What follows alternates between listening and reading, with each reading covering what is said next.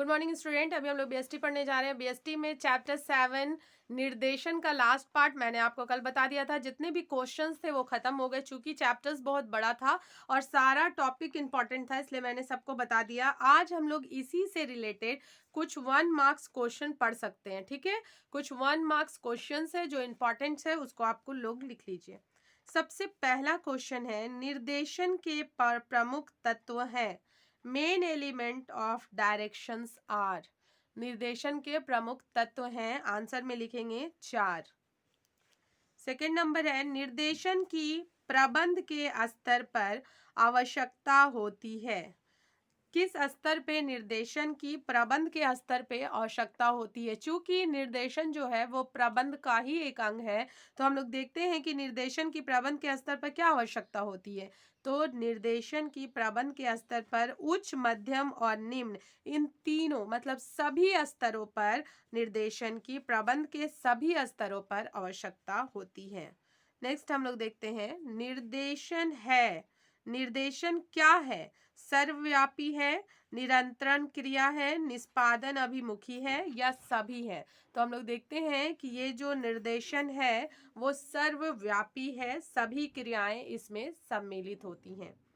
Next है, निर्देशन कर्मचारियों से संबंधित है। निर्देशन जो है वो किन कर्मचारियों से संबंधित है? उच्च स्तरीय, निम्न स्तरीय या मध्य स्तरीय? तो आप देखेंगे कि ये जो कर्मचारियों से निर्देशन जो है वो सभी स्तर के कर्मचारियों से संबंधित है। नेक्स्ट है, निर्देशन के तत्व हैं पर्यवेक्षण, नेतृत्व या अभिप्रेरण। तो हम लोग देखे थे कि निर्देशन में पर्यवेक्षण भी सम्मिलित होता है, उसके बाद नेतृत्व भी सम्मिलित होता है और अभिप्रेरण भी सम्मिलित होता है। ये सारी चीजें जो हैं वो निर्देशन में शामिल होती है, इसलिए निर्देशन के तत्व सभी हैं।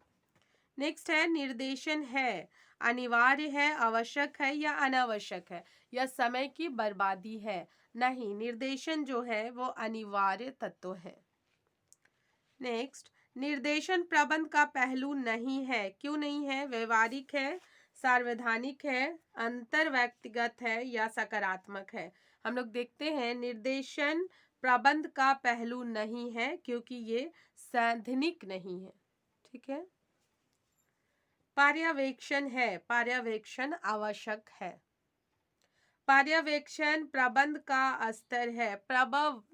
पर्यवेक्षण जो है, सुपरवाइजन जो है वो किस लेवल पे काम करता है? उच्च पे, निम्न पे, मध्य पे या सभी पे? लेकिन हम लोग देखते हैं, जब हमने पढ़ा था तो हमने आपको बताया था कि पर्यवेक्षण जो है वो निम्न तत्व, निम्न स्तर पे कार्य करता है।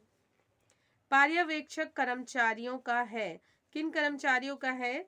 मित्र का, दार्शनिक का, मार्गदर्शक का।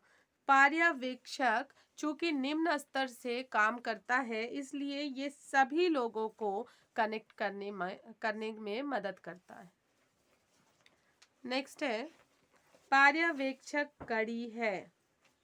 उच्च तथा मध्य प्रबंध, कर्मचारी तथा मध्य प्रबंध, कर्मचारी एवं निम्न प्रबंध या कर्मचारी एवं संचालक। तो पर्यवेक्षक जो कड़ी है वो कर्मचारी तथा मध्य प्रबंध के बीच की कड़ी है। पर्यवेक्षक कर्मचारी तथा प्रबंध के, मध्य प्रबंध के बीच की एक कड़ी होती है। नेक्स्ट हम लोग देखते हैं, अभिप्रेरित कर्मचारियों को परितोषित किया जाता है। अभिप्रेरित कर्मचारियों को परितोषित किया जाता है, धनात्मक। अभिप्रेरित कर्मचारियों को परितोषित किया जाता है, धनात्मक प्रतितोषित किया जाता है। नेक्स्ट हम लोग देखते हैं, कुशल निर्देशन के लिए अभिप्रेरण क्या है? आवश्यक है कि अनावश्यक है? तो कुशल निर्देशन के लिए अभिप्रेरण आवश्यक तत्व होता है। नेक्स्ट है, अभिप्रेरण साधनों के निर्धारण का आधार होना चाहिए। कैसे साधन? सामूहिक, कृत्य, व्यक्तिगत या इनमें से सभी? तो अभिप्रेरण साधनों के निर्धारण का आधार होना चाहिए और इन सभी में सम्मिलित होना चाहिए।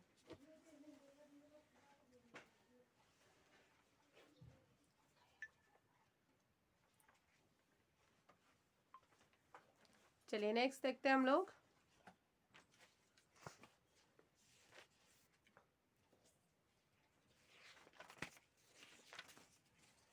निम्न में से कौन निर्देशन का तत्व है?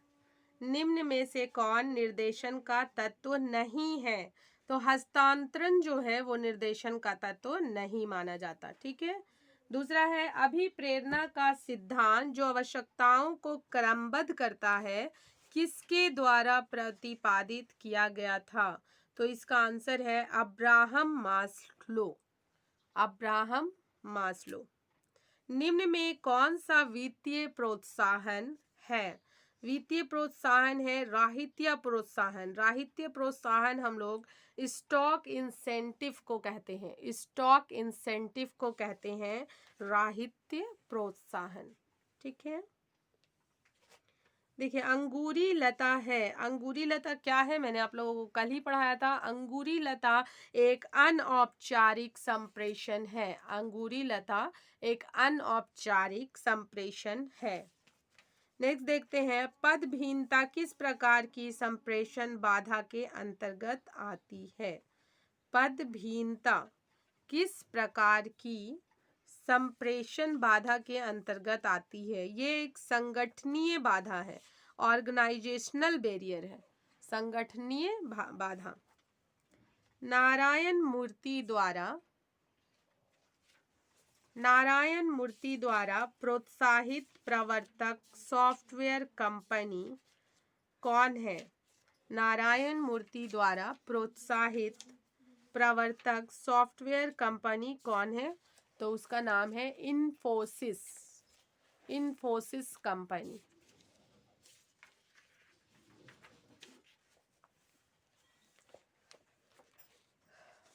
अब्राहम मास्लो की आवश्यकता सीढ़ी में सबसे उच्च आवश्यकता स्तर क्या है? अब्राहम मास्लो की आवश्यकता सीढ़ी में सबसे उच्च आवश्यकता स्तर क्या है? वो है आत्म संतुष्टि की आवश्यकता। चूंकि अब्राहम मास्लो ने कहा था कि आत्म संतुष्टि ही सबसे बड़ी दौलत है, तो इसीलिए उन्होंने आत्म संतुष्टि की आवश्यकता को उच्च स्तर माना है और किसी भी प्रबंध में चढ़ने के लिए या बनाने के लिए सबसे जरूरी आत्म संतुष्टि की ही सीढ़ी को माना जाता है।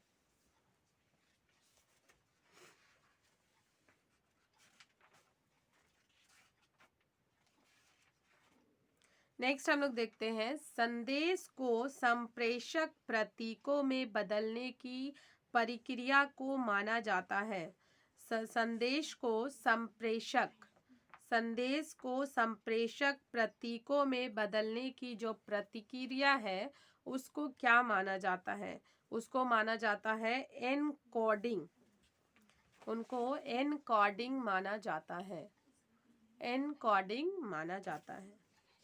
नेक्स्ट हम लोग देखते हैं वह संप्रेषण तत्व जिसमें सभी अधीनस्थ जो पर्यवेक्षक के अंतर्गत है केवल पर्यवेक्षक के द्वारा संवाद करते हैं।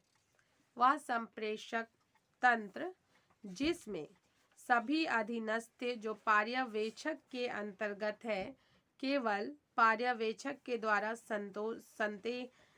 संवाद करते हैं उन्हें क्या माना जाता है? मैंने आपको बताया था कि सिंपल जो एक क्रिया थी जिसमें सभी लोग एक दूसरे से बात कर सकते थे, वो जो क्रिया थी उसे एक पहिए की तरह माना जाता था। इसलिए पहिए की तरह माना जाता है कि जो मेन अधिकारी है वो सबके साथ कनेक्ट होता है और सबकी बातों को एक एक करके सुनता था। ठीक है।